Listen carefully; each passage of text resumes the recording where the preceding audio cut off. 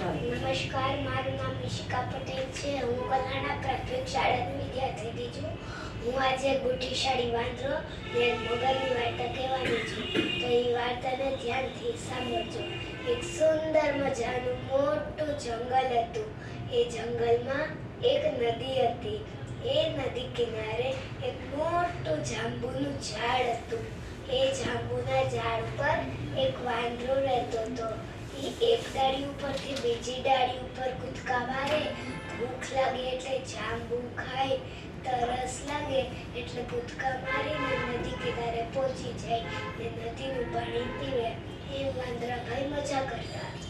એ નદી કિનારેથી થોડું દૂર એક ઊંડા પાણીમાં મગર રહેતો હતો. એ રોજ નદી કિનારે તરફ શિકારથી શોધવા જતો ને વાંદરાને મળતો.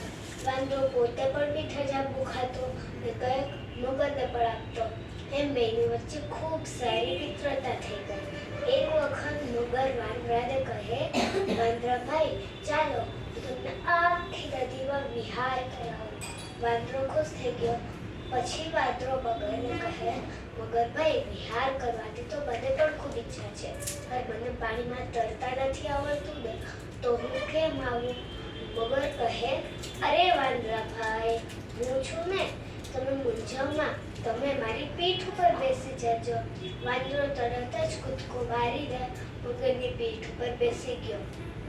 ને બે વાતો કરતા કરતા નદીની સાવ વચ્ચોવચ્ચ આવીને મગરને વિચાર આવ્યો કે આ વાંદરો રોજ એટલા મીઠા જાંબુ ખાય છે તો એનું કાળજું કેટલું મીઠું થઈ ગયું હશે. જો એ મળી જાય તો કેટલું સારું. મગર કહે વાંદરાને, વાંદરાભાઈ તમે રોજ એટલા મીઠા જાંબુ ખાઓ છો તો તમારું કાળજું કેટલું મીઠું થઈ ગયું હશે. મારે એ ખાવું છે. એમ સાંભળીને તો વાંદરાભાઈના છક્કા છૂટી ગયા ને એને તો ચક્કર આવવા માંડ્યા ને એ વિચારવા માંડ્યો, હવે શું કરું? આ મગરથી કેમ બચવું? આ મગર તો મને ખાઈ જશે. એમ વિચારતા વિચારતા થોડી વાર પછી વાંદરાને એક યુક્તિ મળી. પછી વાંદરો મગરને કહે, મગરભાઈ તમે પણ ખરા છો.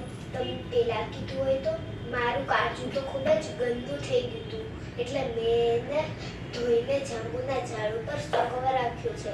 વાંધો નહીં, પાછા જઈને મારું કાળજું લેતા આવ્યા. હજી પણ આપણે બહુ દૂર નથી આવ્યા. મગર વાંદરાની વાતમાં આવીને નદી કિનારા તરફ વળી ગયો. ને આ બાજુ તો વાંદરાભાઈ વાટ જોતા હતા કે કઈ નદી કિનારો નજીક આવે ને હું મારા પ્રાણ બચાવી લઉં. ને જેમ જ નદી કિનારો નજીક આવ્યો એમ વાંદરાએ મોટો કૂદકો મારીને જાંબુના ઝાડ ઉપર ચડી ગયો. ને વાંદરો મગરને કહે, અરે મૂર્ખ મગર, કાળજું પણ ક્યાંય ઝાડ ઉપર મુકાતું હશે? આપણું કાળજું આપણા સરથી કોઈ દિવસ અલગ હોઈ શકે? જા, આથી તારો ને મારો કોઈ સંબંધ નહીં. આ વાર્તામાંથી એ શીખવા મળે છે, મિત્રતામાં કોઈ દિવસ દગાખોરી કરવી જોઈએ નહીં. જો કોઈ મિત્ર આપણી સાથે દગો કરે તો એવા દગાખોર મિત્ર સાથે બુદ્ધિશાળી વાંદરા જેમ આપણે આપણી જાતની રક્ષા કરવી જોઈએ. સાચું. નમસ્કાર.